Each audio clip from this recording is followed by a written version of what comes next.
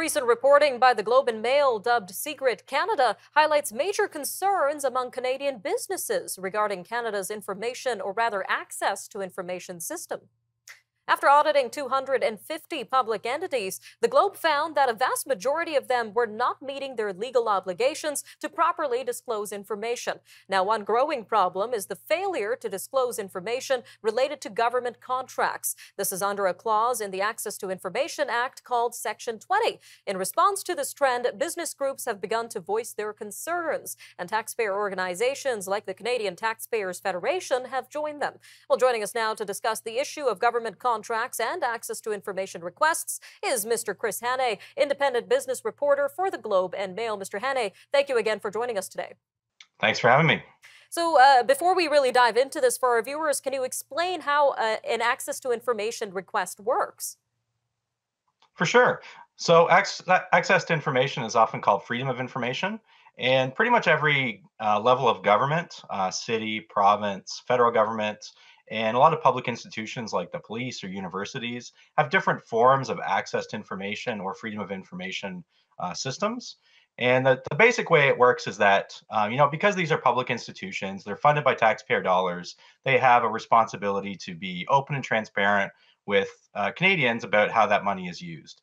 And so if somebody wants to file a request, the procedures can differ a little bit depending on who you're filing it to. Usually there's a small fee and you just kind of write out, hey, I would like this document. And you can request anything that that institution has. So it could be emails between, bureaucrats. It could be government contracts. It could be reports that have been prepared. Any kind of document that exists somewhere on a government server, you should have access to. And your reporting has cited that in many instances, information is redacted because of something called Section 20 under the Access to Information Act. So can you tell us a little bit more about Section 20? Sure.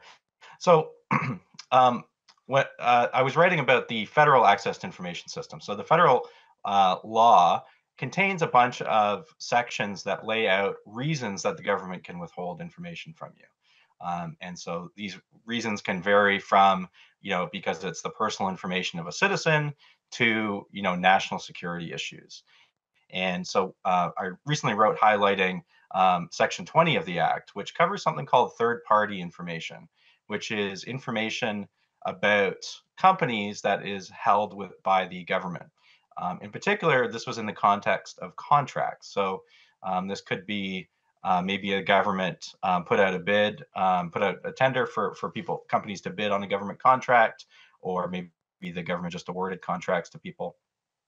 And if you're somebody like me, a reporter, or you're just a citizen, or working for another organization or business, and you want to learn more about that contract, often you'll find that the information is withheld under this Section 20 third-party information. And in your discussions with legal experts, is there a justification for redacting the information within a government contract? Yeah, well, it's pretty much so. This is one of those things where the principle of it, like the principle of access to information in general, is that things should be open and transparent. What happens here is that if you file a request for a contract, if the government then goes to the company that won that contract and says, hey, do you think that we should disclose all of this, or do you think that we should withhold some of this?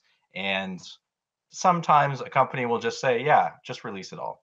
But oftentimes what will happen is that the company will say, you know what, just withhold it for us. And so the government will withhold it and not release that information. So, this tech, oftentimes this is, I guess, legal, but when this has come up in court, as it does occasionally, often judges have ruled that the principle here is that things should be transparent and things should only be withheld if it's really important information, like really commercial secrets that a company has a legitimate reason to want to withhold.